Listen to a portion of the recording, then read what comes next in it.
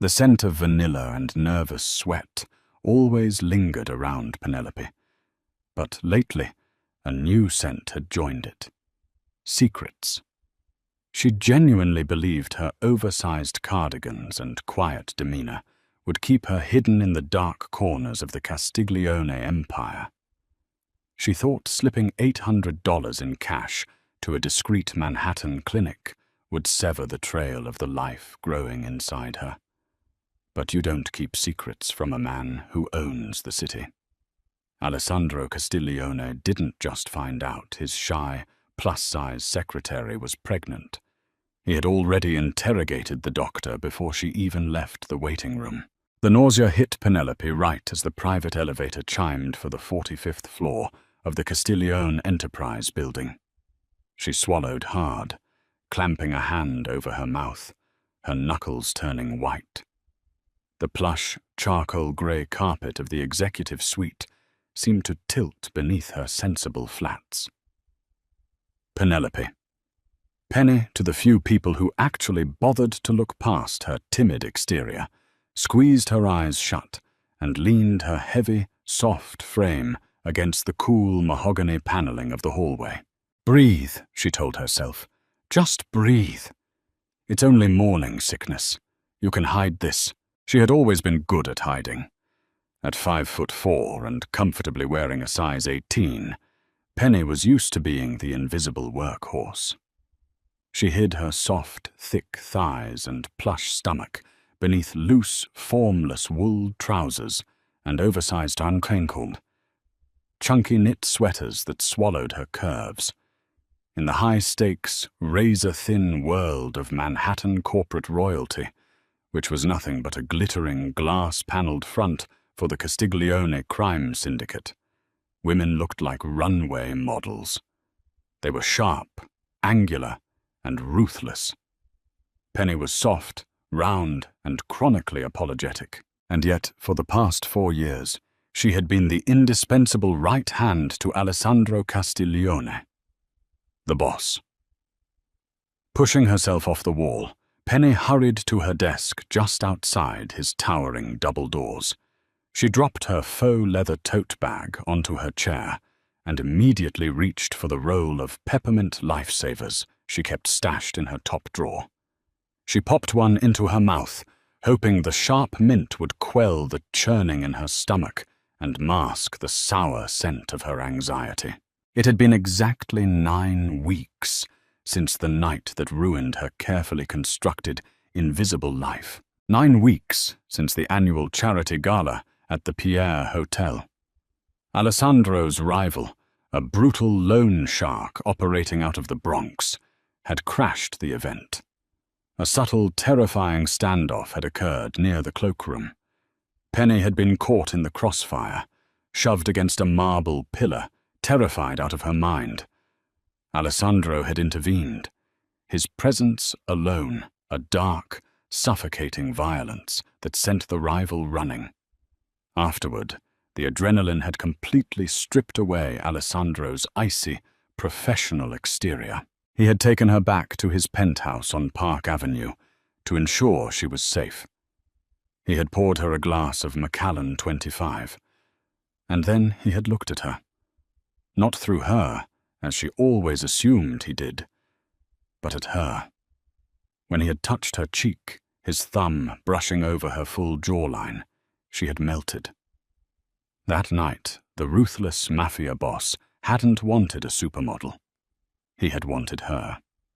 He had praised every soft curve, his rough hands mapping the plushness of her hips and the dip of her waist, treating her body like a religion he had just discovered. But the next morning, the sun had risen, and the terror of reality had set in. She was a nobody, a secretary. He was a man who ordered hits with a flick of his wrist. Fearing she would become just another discarded plaything, or worse, a weak point his enemies could exploit, Penny had fled before he woke up. Since then, she had reverted to her oversized sweaters, avoided his gaze, and kept their interactions strictly to schedules, ledgers, and coffee. Alessandro had let her retreat, though his dark, calculating eyes tracked her every move with a terrifying intensity. "Penelope." The deep, gravelly voice sent a violent shiver down her spine. Penny jumped, almost knocking over her pencil cup. Alessandro Castiglione stood in the doorway of his office.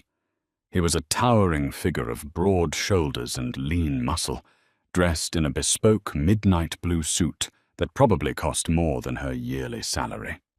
His dark hair was perfectly styled, but it was his eyes, pitch black and endlessly assessing, that made men twice his size tremble. "Good morning, Mr. Castiglione," she squeaked, her voice betraying her. She immediately cleared her throat. "I have the finalized shipping manifests for the Brooklyn ports. The special imports from Palermo cleared customs at 3 a.m. Alessandro didn't look at the files she was nervously tapping against her desk. He was looking at her. His gaze slowly dragged over her face, noting the pale sheen of sweat on her forehead, the dark circles under her hazel eyes, and the way her trembling hand instinctively hovered near her stomach. "Are you ill, Penelope?" he asked softly. The tone was dangerous. Alessandro Castiglione did not do soft unless he was laying a trap. "No, sir," she lied quickly, forcing a tight smile. "Just didn't sleep well. I'll get your espresso." "I don't want espresso," he murmured, taking a slow step toward her desk. The sheer gravity of his presence seemed to suck the oxygen out of the room. He braced his large, ringed hands on the edge of her desk, leaning in. Penny instinctively leaned back, her heart hammering against her ribs. "You've been drinking chamomile tea for 2 weeks," Alessandro noted, his voice a low rumble. "You stopped drinking your usual iced lattes. You flinch when Lorenzo brings the garlic-heavy pasta from the deli downstairs. And you are hiding behind a sweater that could house a small family, despite the fact that it is 72 degrees in this office." Penny's breath hitched. He notices everything. He's a predator. Of course he notices. "I'm trying a new diet," she blurted out, the lie tasting like ash in her mouth. She gestured vaguely to her plump figure. "You know, trying to slim down." A flash of genuine anger darkened Alessandro's eyes, so fast she almost missed it. "You don't need a diet," he stated coldly. "You need to tell me the truth." "That is the truth," she whispered, looking down at her hands. "I have a lunch appointment today, actually. Just running some errands." Alessandro stared at the crown of her head for a long, suffocating moment. Then he stood up to his full height, adjusting his cuffs. "Take all the time you need for your errands, Penelope. But remember, I don't like being lied to. It makes me paranoid. And you know what happens to people who make me paranoid." With that, he turned and walked back into his office, leaving the door open just an inch. Penny exhaled a shaky breath, her hands trembling so hard she could barely grip her mouse. She had to get out of here. She had to confirm what the plastic stick in her bathroom had told her, and then she had to disappear. At 12:15 p.m., Penny slipped out of the towering glass skyscraper, wrapping a thick camel-colored trench coat tightly around her plush body. The biting October wind off the Hudson River whipped at her brown hair, but she barely felt the cold. Her mind was a chaotic storm of fear and logistics.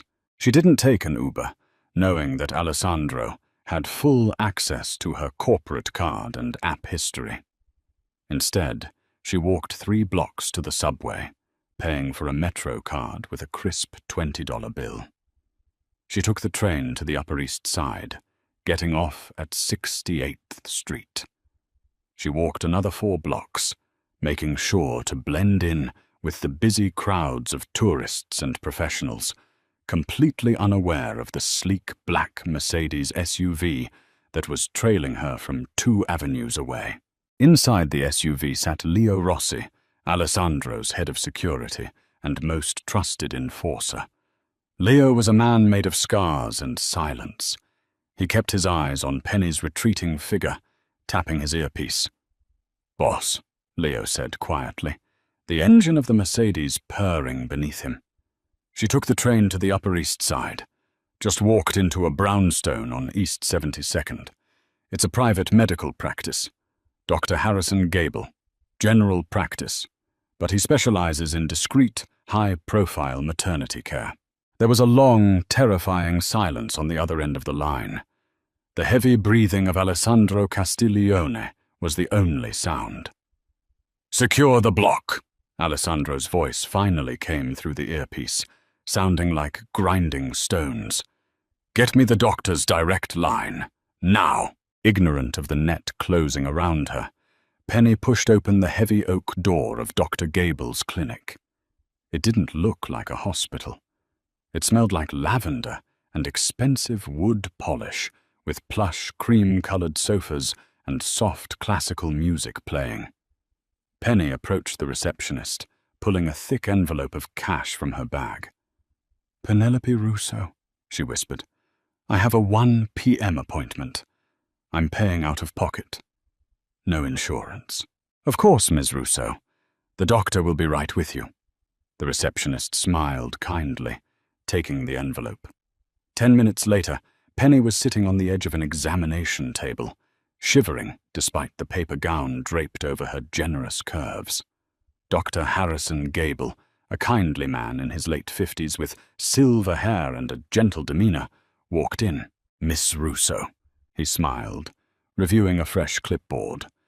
"You mentioned over the phone that you've had 3 positive at-home tests and are experiencing severe morning sickness and fatigue." "Yes," Penny said, her voice shaking. She looked down at her thick thighs, feeling a sudden wave of inadequacy. I just need to know for sure, and I need to know how far along I am. It was an accident, a one-time thing." "Well, let's take a look and ease your mind," Dr. Gable said warmly. He helped her lie back, dimming the lights. When the cold gel hit the soft, fleshy mound of her stomach, Penny gasped.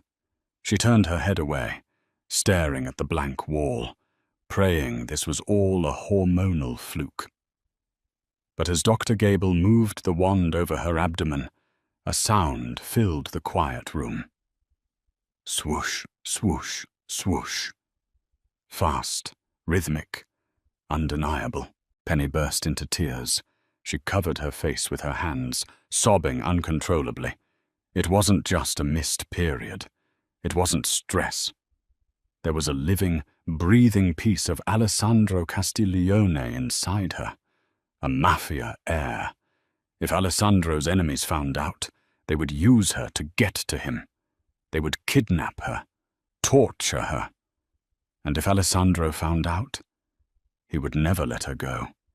He would trap her in a gilded cage, a mob wife in everything but name, until he eventually tired of her soft, unimpressive body and replaced her with someone beautiful, keeping the child for himself. 9 weeks, 3 days, Dr. Gable announced softly, looking at the screen. "A very strong, healthy heartbeat. You are definitely pregnant, Ms. Russo." "Please," Penny choked out, grabbing the doctor's sleeve as he wiped the gel from her stomach. "Please, Dr. Gable, no one can know about this, no files, nothing on a server. You have to promise me." Dr. Gable frowned, patting her hand.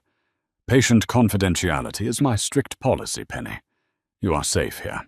But as Dr. Gable stepped out of the examination room to let Penny dress, his private office phone began to ring. It was a direct, unlisted line that only his most elite, dangerous clients possessed. Frowning, he walked into his office and picked it up. "Dr. Gable." "Doctor." A dark, velvet, smooth voice purred through the receiver. The doctor's blood ran cold. He knew that voice. Everyone in New York's shadow economy, knew that voice.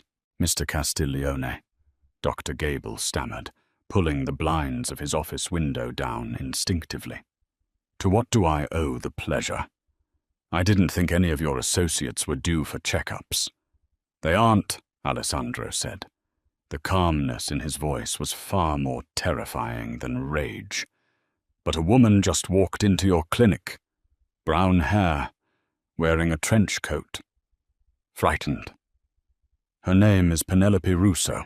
Dr. Gable swallowed hard, glancing at the closed door of the examination room. Mr. Castiglione, you know I cannot confirm or deny. Save the ethics lecture for the medical board, Harrison, Alessandro interrupted, his tone shifting from velvet to steel. That woman works for me. More importantly, she belongs to me. I know why she's there. I just want you to confirm what I already suspect. If you lie to me, I will have Leo Rossi burn your beautiful little Upper East Side clinic to the ground with you inside it. A drop of sweat rolled down Dr. Gable's temple.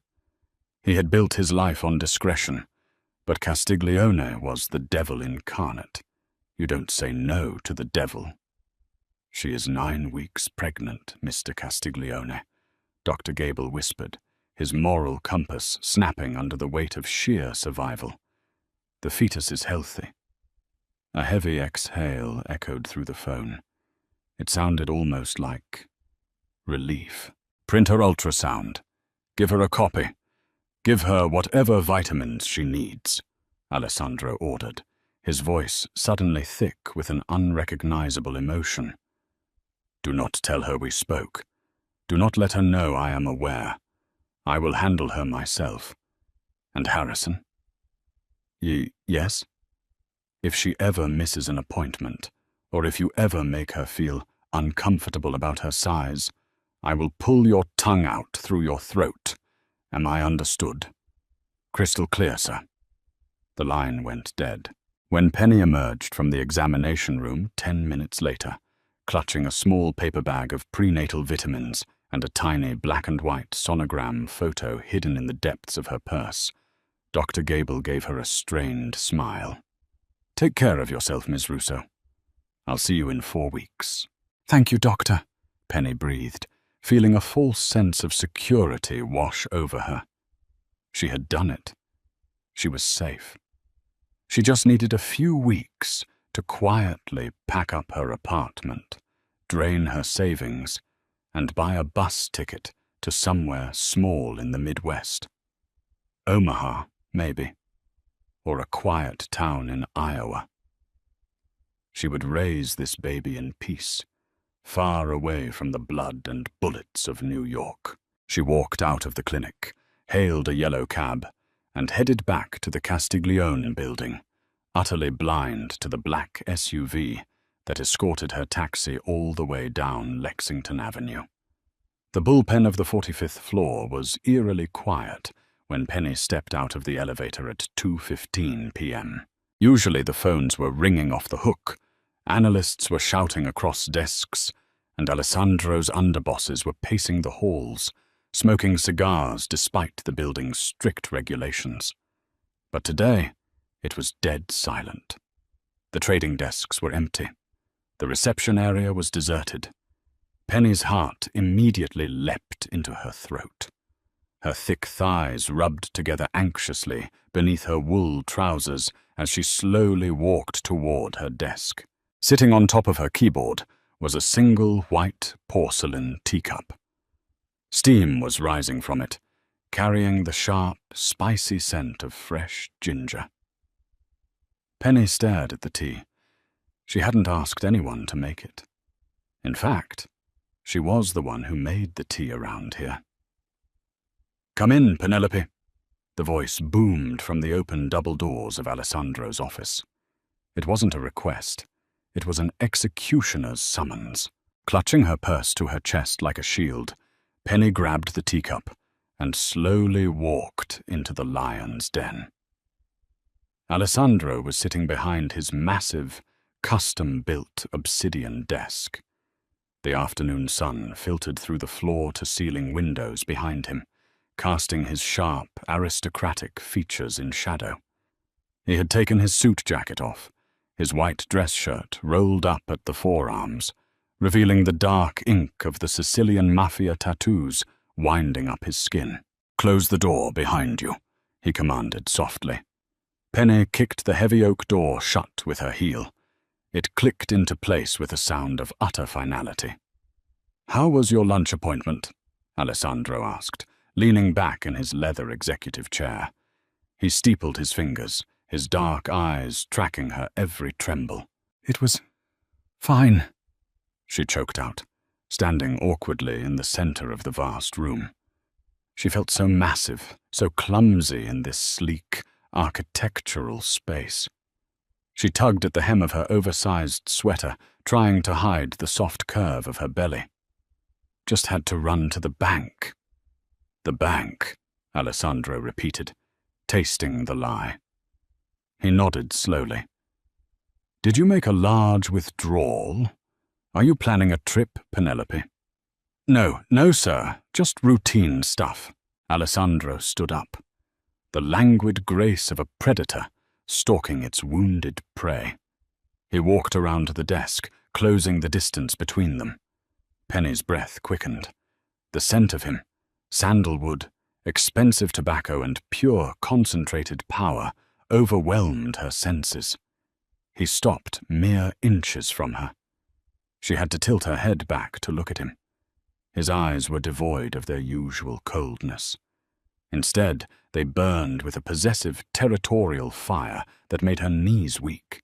"Drink your tea," he ordered softly, glancing at the cup trembling in her hands. "I'm not really thirsty." "Drink it, Penny," he said, his voice dropping an octave, slipping into a commanding velvet purr. "Ginger is good for nausea. Specifically, morning sickness." The teacup slipped from Penny's numb fingers. It shattered against the hardwood floor, hot ginger tea splashing onto Alessandro's polished Oxfords. But he didn't even flinch. Penny stumbled backward, a gasp ripping from her throat. Her hands flew to her mouth, tears instantly welling in her eyes. How? Alessandro chuckled, but there was no humor in it. It was a dark, dangerous sound. He reached into his trouser pocket and pulled out his phone. With a swipe of his thumb, he turned the screen toward her. It was a live feed of the CCTV camera from outside Dr. Harrison Gable's clinic on East 72nd Street. "You are a brilliant secretary, Penelope," Alessandro murmured, stepping forward to trap her against the edge of the leather sofa. "Your logistical skills are unmatched. You balance my books, you organize my shipments, you keep the feds off my back with your flawless paperwork. But you are a terrible liar, and you are a fool if you thought you could walk around this city carrying my blood without me knowing." "Please," Penny sobbed, the dam finally breaking. She shrank into herself, her plump shoulders shaking, trying to make her large body as small as possible. "Please, Alessandro, I didn't want to trap you. I know I'm not like the women you date. I'm just your secretary. I was going to leave. I was going to quit and go away. I swear I wouldn't bother you." Alessandro's hands shot out. He grabbed her thick, soft waist, pulling her flush against his hard, muscular frame. Penny gasped at the forceful contact. He didn't handle her with disgust. His large hands gripped her plush hips with a possessive, desperate strength, his thumbs pressing into the softness of her stomach through the thick wool of her sweater. "Never," he snarled, his face inches from hers, his breath hot against her tear-stained cheek. "Never say that again. You think I care about those plastic, starving socialites? You think I want a woman who breaks when the wind blows? I tasted you, Penny. I felt how soft, how perfect you are. I watched you run from my bed 2 months ago, And I gave you space because I knew you were terrified of me. I thought you just needed time. But leaving my city, taking my child," his grip tightened, his dark eyes blazing with a feral, terrifying devotion. "I bought Dr. Gable's entire building while you were in the waiting room," Alessandro confessed, his voice a lethal whisper. "I own him now. I own the block you walked on. I own the trains you rode. You are carrying the heir to the Castiglione family. You aren't going to the Midwest, Penelope. You aren't going anywhere ever again." Penny stared up at him, her heart pounding a frantic rhythm against her ribs. She was terrified of the monster he was to the world, but the way he was looking at her, like she was the most precious, vital thing he had ever possessed, ignited a confusing, dangerous warmth deep in her chest. "What are you going to do to me?" she whispered, a tear slipping down her chubby cheek. Alessandro reached up, his rough, calloused thumb gently wiping the tear away. His expression softened, the ruthless Mafia Don melting away to reveal a fiercely protective man. "I'm going to marry you," he stated, as if it was already written in stone. "I'm going to take you home. I'm going to strip you out of these ugly, oversized clothes you hide in, and then I'm going to spend the next 7 months worshipping the body that is growing my child." He leaned down, pressing his lips to the shell of her ear, his voice a dark vow. "Try to run from me again, mia dolcezza, and I will burn the whole world down just to find you." Alessandro did not let her go back to her desk. He didn't even let her pick up her purse from the floor where it had fallen. Instead, he wrapped his heavy wool overcoat around her trembling, plush shoulders, shielding her from the prying eyes of the few executives lingering in the outer hallways, and escorted her directly to his private elevator. "My things," Penny stammered, her heart fluttering like a trapped bird in her chest as the elevator plummeted toward the underground garage. "Alessandro, my apartment. I have a life. I have bills. I have—" "Handled," Alessandro said simply. He stood beside her, radiating a heat that seemed to seep straight through his coat and into her bones. "Leo is at your apartment in Astoria right now. He's packing whatever sentimental items you want to keep. The rest is being disposed of. The lease is already broken." Penny's mouth fell open. "You can't just erase my life in 10 minutes. I am the head of the Castiglione family, Penelope. I can erase a city block in 10 minutes, he replied, his voice dangerously calm.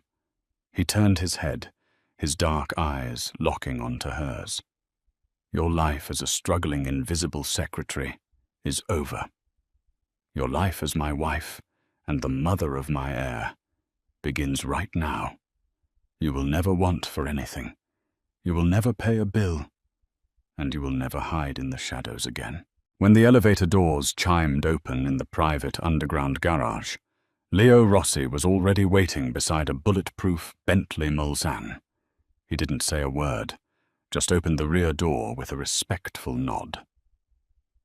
Penny slid into the buttery leather interior, feeling entirely out of her depth. Her thick thighs pressed against each other, her hands nervously folding over the small curve of her stomach. Alessandro slid in beside her, his massive frame taking up the majority of the space, his knee intentionally brushing against hers. They didn't drive to his Park Avenue penthouse, the one she had fled from 9 weeks ago. Instead, the Bentley glided toward the ultra-exclusive fortress-like high-rises of Tribeca. They pulled into a subterranean garage at 56 Leonard Street. The Park Avenue residence was too accessible, Alessandro explained, sensing her confusion. This building is impenetrable. Private security, dedicated elevator, reinforced glass. No one comes up unless I personally authorize it. Penny felt the cold dread of reality sinking in. A gilded cage. He built me a gilded cage while I was at the doctor's office. When they stepped into the penthouse, Penny's breath caught in her throat. It was sprawling, a masterpiece of modern architecture, with floor-to-ceiling windows overlooking the glittering Manhattan skyline. But what caught her attention wasn't the priceless artwork or the sweeping views. It was the absolute, undeniable proof of Alessandro's obsession. Scattered across the massive kitchen island were brochures from elite private preschools, catalogues for custom nurseries, and a direct line phone with a label reading, "Dr. Gable, Emergency." "Come here," Alessandro murmured, taking her hand and leading her down a long, dimly lit hallway toward the master suite. He pushed open the doors to a massive walk-in closet. Penny gasped. The space, which was larger than her entire queen's apartment, was filled with clothes. But they weren't the sharp, angular designer pieces meant for sample-sized models. Rows upon rows of custom silk dresses, cashmere loungewear, and tailored coats hung from velvet hangers. There were labels from Bergdorf Goodman, custom maternity wear from European designers, and a massive section of La Perle lingerie. And every single piece was perfectly tailored to a size 18. You bought these?" she whispered, running a trembling hand over a deep emerald silk robe. "I had my personal shoppers raid every boutique in the city the moment my surveillance flagged your browser history looking up prenatal vitamins last week," Alessandro confessed smoothly, wrapping his strong arms around her thick waist from behind. He pulled her flush against his chest, burying his face in her neck. "I told them to throw out anything that wasn't designed to worship a woman with real curves." Penny squeezed her eyes shut. "I'm fat, Alessandro. I'm soft and I'm clumsy, and I'm not Mafia wife material. You could have any supermodel in New York." "Why me? Why are you doing this?" Alessandro spun her around so violently it made her gasp. His hands gripped her wide hips, his thumbs pressing into the plushness of her thighs. "Do not ever insult my woman again," he growled, his eyes blazing with a feral intensity. "I am surrounded by sharp, starving, ruthless people all day. I deal in blood and concrete. You think I want to come home to a woman made of sharp angles and ambition?" He pushed her backward until the back of her knees hit a velvet ottoman in the center of the closet, forcing her to sit.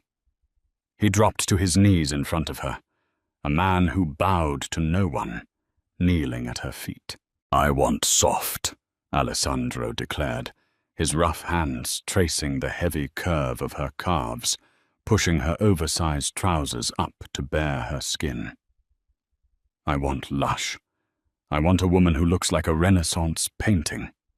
I watched you for 4 years, Penelope. I watched you hide this incredible, abundant body under ugly sweaters.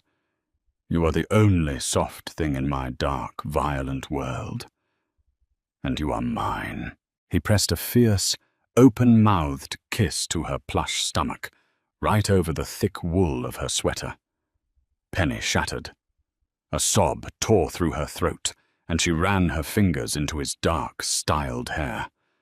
For her entire life, her size had been a source of shame, a reason to be overlooked.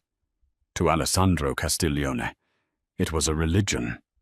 "I'm scared," she whimpered. "I know," Alessandro whispered, pressing his forehead against her stomach, listening to the flutter of the life inside her. "But you will never be scared of me, and I pity the man who ever tries to make you scared of anything else." 3 weeks later, the secret was out. The underground marriage of Alessandro Castiglione to his painfully shy, overweight secretary had sent shockwaves through the New York syndicates. To the public, it was a whirlwind corporate romance, filed quietly at City Hall. But to the 5 families, it was a massive vulnerability. A Mafia Don did not marry for love. He married for alliances, for bloodlines, for territory. Marrying a civilian, nobody was an insult to the delicate balance of power. Alessandro knew he had to squash the whispers before they turned into a roar. He had to present Penny to his capos and his allies, not as a weakness, but as the untouchable queen of his empire. The private dinner was held in the back room of a legendary, heavily guarded Italian restaurant in East Harlem, a place closed to the public and notoriously operated by the syndicate. The room smelled of rich marinara, roasted garlic, and the expensive cigar smoke of 20 dangerous men. Penny stood outside the heavy mahogany doors, clutching Alessandro's arm. Her heart was beating so fast, she thought she might faint. She was no longer hiding behind oversized cardigans. Tonight, Alessandro had dressed her for war. She wore a custom-made, deep burgundy wrap dress that hugged every thick curve of her body, the silk plunging at her heavy breasts and cinching tightly at her waist, just above the tiny, barely there bump of her 12-week pregnancy. A diamond necklace, worth more than a small island, rested against her collarbone. Her brown hair was blown out in voluminous waves. She looked expensive. She looked powerful. But inside, she was terrified. "Breathe, Mia Regina," Alessandro murmured, brushing his knuckles against her flushed cheek. "They are wolves, but I am the monster that keeps the wolves in line. Keep your head high. Let them look. But remember, they answer to me." He pushed the doors open. The raucous laughter in the room died instantly.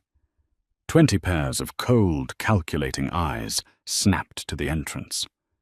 The men in the room were murderers, extortionists, and thieves wearing bespoke suits. They stared at Alessandro, and then their eyes drifted to Penny. Penny felt the weight of their judgment. She saw the subtle sneers, the raised eyebrows. She wasn't an Italian heiress. She wasn't a slender, icy mob daughter. She was plump, flushed, and clearly terrified. Alessandro led her to the head of the long banquet table. He pulled out her chair, waiting until she was seated before taking his own place beside her. "Gentlemen," Alessandro said, his voice easily cutting through the heavy silence.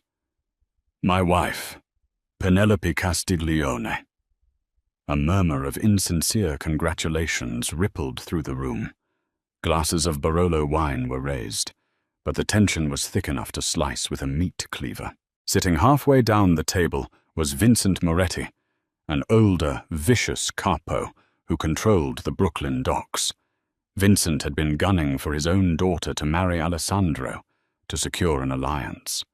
The sight of Penny, a soft, unremarkable secretary, clearly boiled his blood. Vincent leaned back in his chair, swirling his wine. "Congratulations, boss. Truly. Though I must admit, it's a surprise. We all thought you'd choose someone with a bit more pedigree. No offense to the new Mrs. Castiglione, but she doesn't exactly look like she's built to survive our world. Seems like she's built for comfort rather than speed." The table went dead silent. A few men subtly shifted their chairs backward, anticipating the blast radius. Penny's face burned hot with humiliation. She looked down at her plate, her fingers curling tightly into her napkin. It was exactly what she had feared. She was an embarrassment to him in this world. Alessandro didn't yell. He didn't slam his fists on the table. He calmly picked up his silver steak knife, admired the edge of the blade in the dim lighting, and then stood up. The languid grace of his movement was terrifying. He walked slowly around the table, his footsteps echoing on the hardwood floor, until he was standing directly behind Vincent Moretti. Vincent gulped, a bead of sweat tracing down his wrinkled temple, though he tried to maintain his smug composure.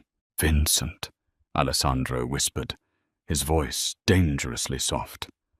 "You have known me since I was a boy. You know how I operate. You know that I do not leave things to chance, and I do not make mistakes." "Just an observation, boss," Vincent stammered. "An observation," Alessandro repeated. In a blur of motion too fast to track, Alessandro's hand shot out. He grabbed a handful of Vincent's silver hair, yanking his head back violently, and slammed the steak knife down, burying the blade directly into the heavy oak table, trapping Vincent's silk tie against the wood. Several men jumped to their feet, reaching into their jackets, but Leo Rossi and Alessandro's guards instantly drew their weapons, aiming at the room. "Sit down!" Alessandro roared, the sound vibrating with raw, unhinged violence. The men slowly sank back into their chairs, raising their hands in surrender. Alessandro leaned down, his face inches from Vincent's terrified eyes. "You look at my wife, and you see comfort. I look at my wife, and I see the only reason I don't burn this entire city to the ground. She is the mother of the Castiglione heir. Her body is sacred. Her softness is the only mercy I possess. You disrespect her. You disrespect my bloodline." He twisted the handle of the knife, pinning Vincent closer to the table. "If anyone in this room," Alessandro announced, his pitch-black eyes scanning the terrified faces of his capos, "ever looks at my wife with anything less than absolute reverence, if anyone ever makes a comment about her size, her background, or her capability, I will not just kill you. I will dismantle your families. I will erase your names from this earth. Is that understood?" "Understood, boss," a chorus of shaky voices replied immediately. "Vincent?" Alessandro whispered, pulling the knife free and violently shoving the man's head forward. "Did you hear me?" "Yes, boss. My apologies to the Queen," Vincent choked out, rubbing his throat. Alessandro tossed the knife onto the table. He straightened his cuffs, his chest heaving, before turning his gaze back to Penny at the head of the table. Penny was trembling, but as she looked at Alessandro, this terrifying, beautiful monster who had just subjugated the most dangerous men in New York just to protect her honor, something inside her shifted. The shy, invisible secretary died in that chair. In her place, a new woman took a breath. A woman who realized she wielded the ultimate power over the city's most ruthless king. Alessandro walked back to her side, his eyes searching hers for fear or disgust. But Penny didn't look away. Instead, she reached out her soft, plump hand and rested it over his large, scarred knuckles on the table. "Thank you, husband," she said, her voice clear and steady, ringing out through the silent room. A dark, triumphant smirk played on Alessandro's lips. He brought her hand to his mouth, kissing her knuckles while maintaining eye contact with the room. "Eat, gentlemen," Alessandro commanded, taking his seat. "We have an empire to run."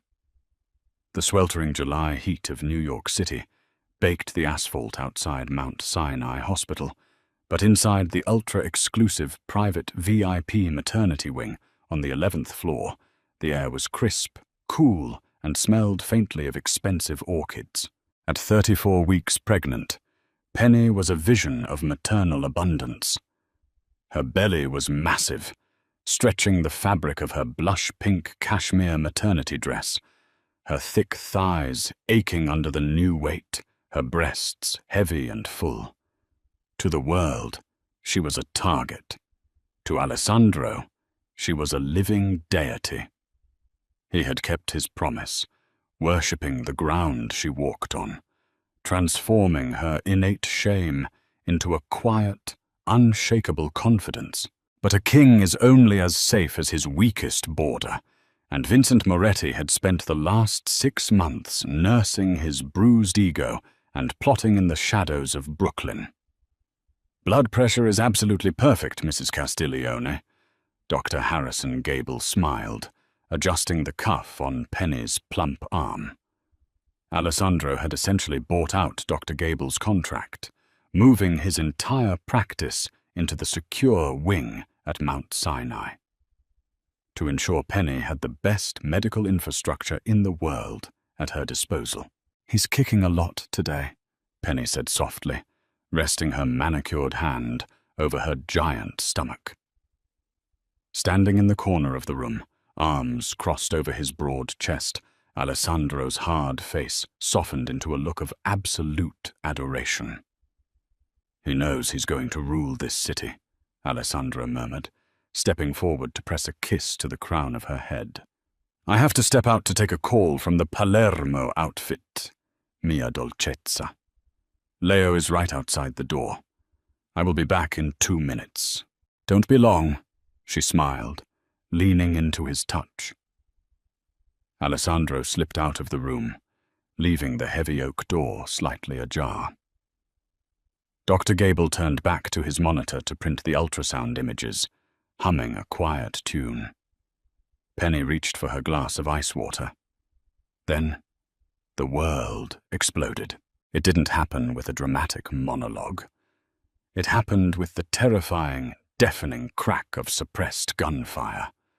The heavy wooden door to the examination room splintered inward.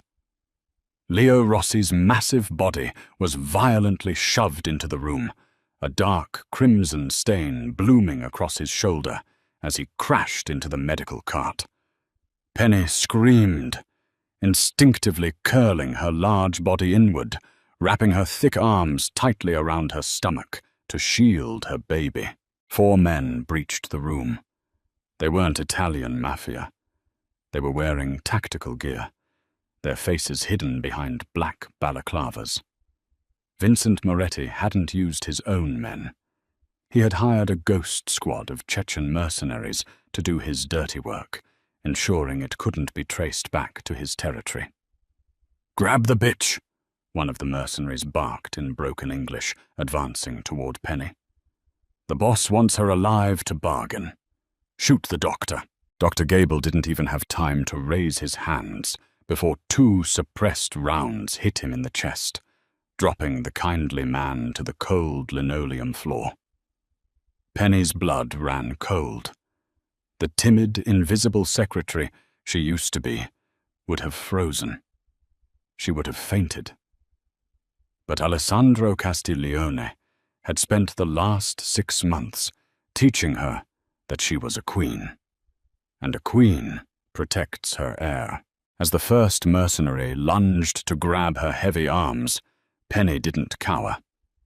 She reached blindly onto the overturned medical cart, her fingers wrapping around a heavy, stainless steel surgical scalpel.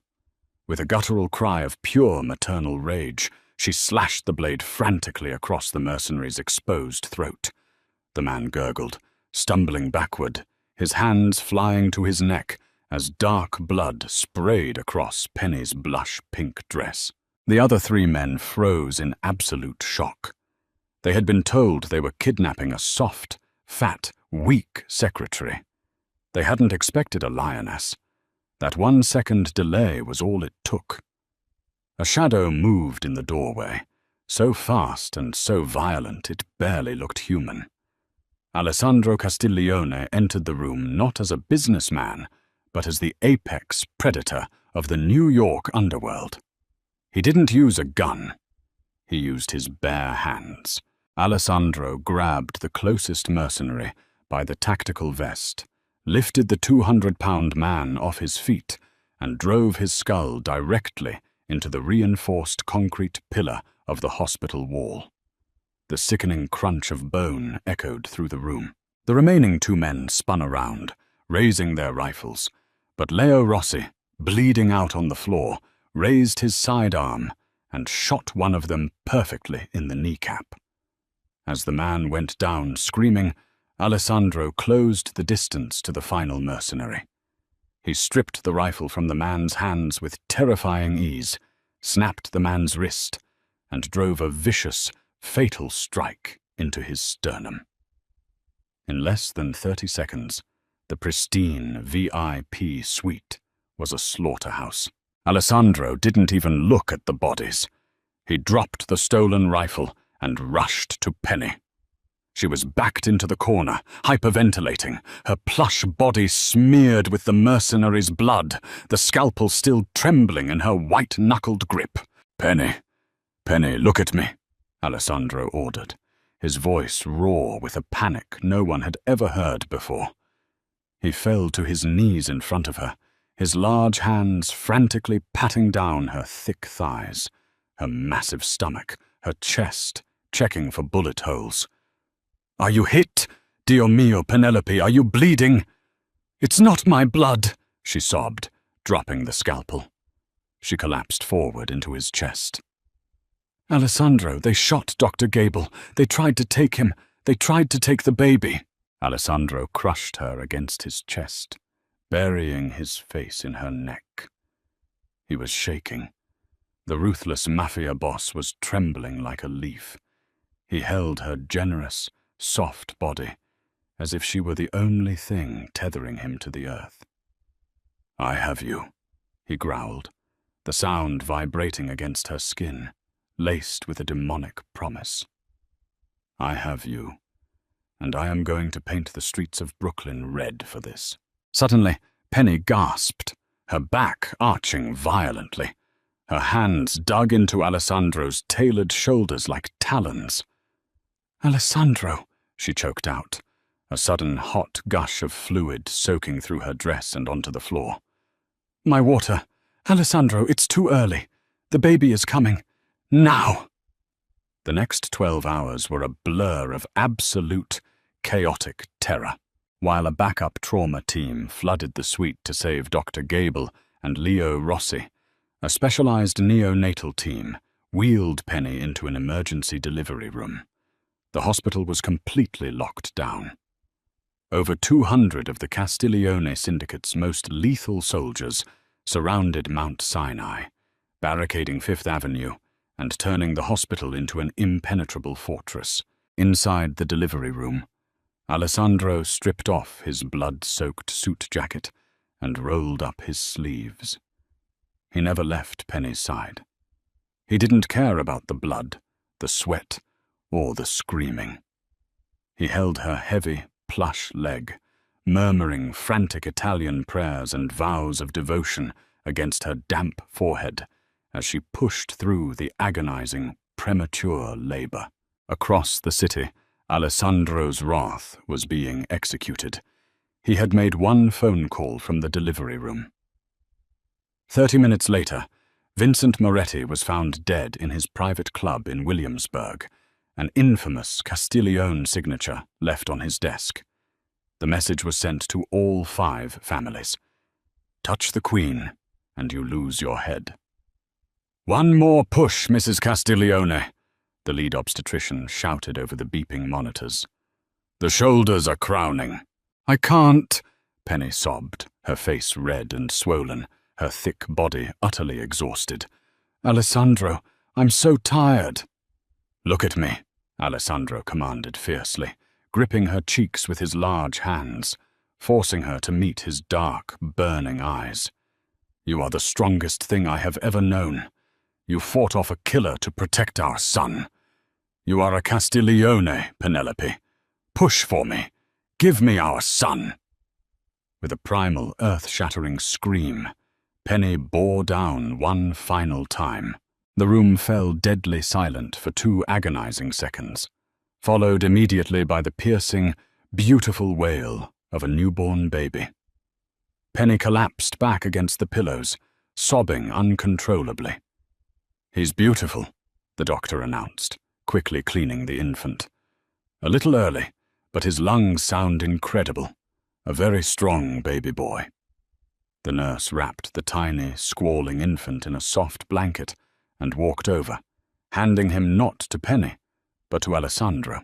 The ruthless, terrifying mob boss, a man who had ended a bloodline an hour prior without blinking, stared down at the tiny, fragile bundle in his massive, tattooed arms. Tears, real hot tears, spilled over his dark lashes and ran down his sharp cheekbones.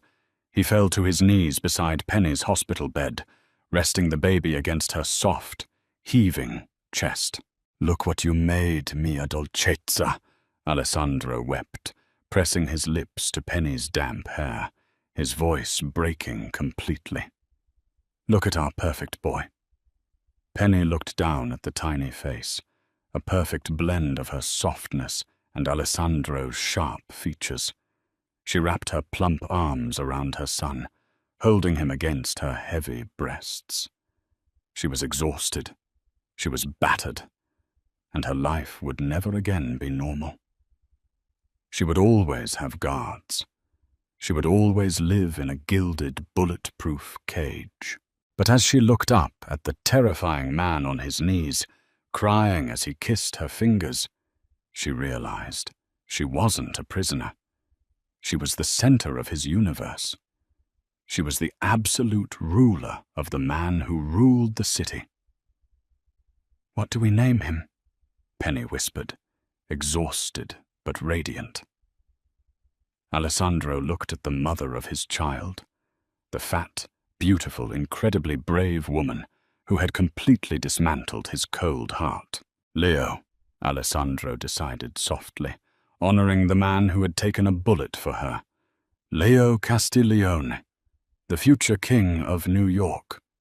Penny smiled, pulling Alessandro down by the collar of his ruined shirt to capture his lips in a fierce, breathless kiss. "Long live the king," she whispered against his mouth. Alessandro kissed her back, his large hand gently resting on her soft, abundant waist. "And long live the queen."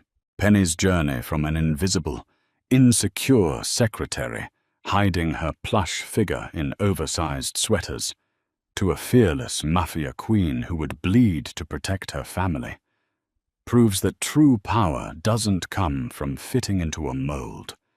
It comes from embracing exactly who you are. Alessandro didn't just love her despite her size. He worshipped her for it, building an empire where her softness became his ultimate strength and their child became a symbol of unyielding devotion. Did you love Penny and Alessandro's intense, high-stakes romance? What was your favorite plot twist in this Mafia drama? Let us know in the comments below. Don't forget to like this video, share it with your fellow romance lovers, and subscribe to our channel for more thrilling, original audio stories. Hit the bell icon so you never miss a new release.